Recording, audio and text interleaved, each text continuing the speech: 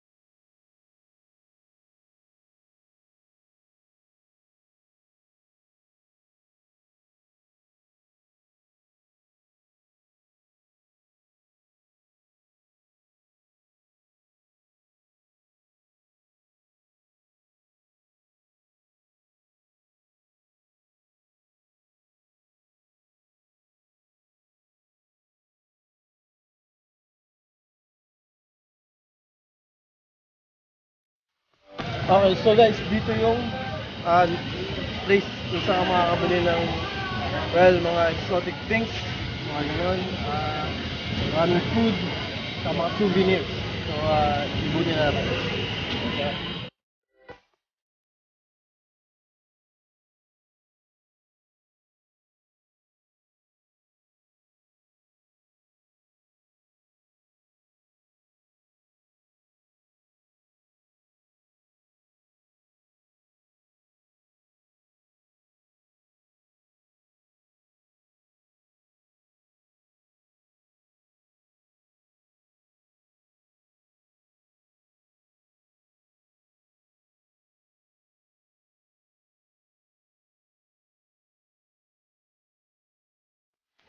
So guys, mayroong police visibility.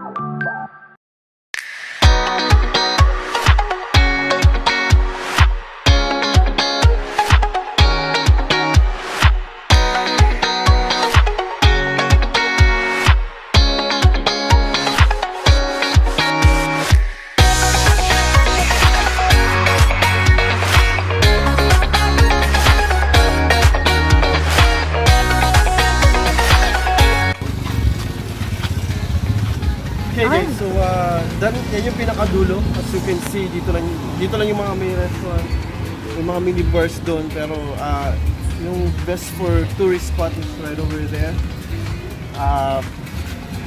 Napili namin yung pizza, yung gagawin talaga in front. So i-share namin ng konti yung food namin doon sa inyo. Yung napili namin restaurant na kainan tonight.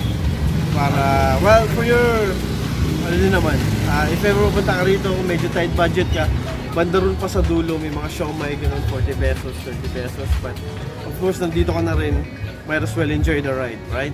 So, let's go.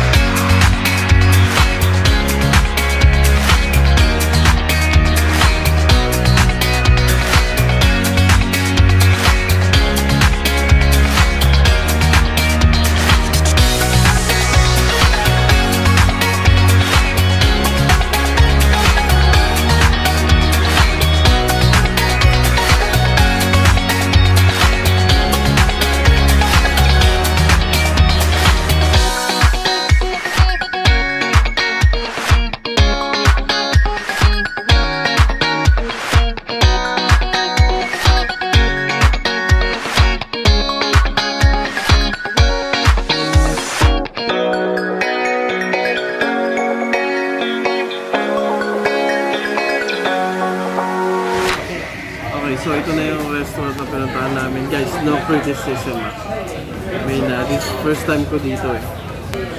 Altrovic. Well, pricing food, yes. I would understand yung mga ganon. Pero, guys, for less than tubig. 15 pesos.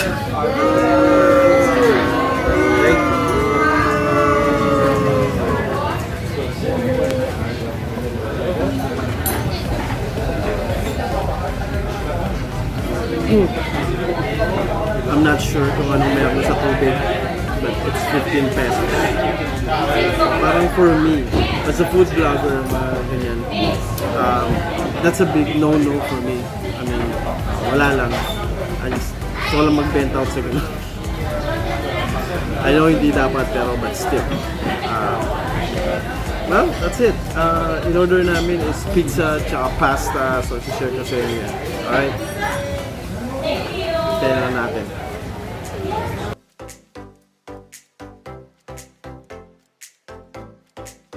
Okay, so marami kami napuntahan na restaurant, right? Nakita nyo naman ang mamahal na pagkain. Dahil isa sa mga places na nakita ko na mura yung food. Hindi kasi namin napansin to yung muna eh. So, anong pangalan ng... Ano pangalan ng restaurant ulit? Okay, Dampa dito sa Nido. So, if you notice, ito yung menu nila. So, yung pinakamurang meron guys is 50 pesos, meron na siyang rice. Diba? Ay, meron pa palang mura yung kanya. So, may house doon pala. So, ito yung second. Okay na, okay. So, bumili kayong barbecue kasi nag-crave akong barbecue. So, yun. Merong mga barbecue pala doon sa unahan, kaya lang parang ano eh, sobrang ninipis eh. So, but, anyways, so yun nga. Okay, kumain if ever tight budget kayo dito. Kung gusto niyo naman yung medyo social, meron dyan. Kaya sa seaside, budget is mga 400 to 300 per meal.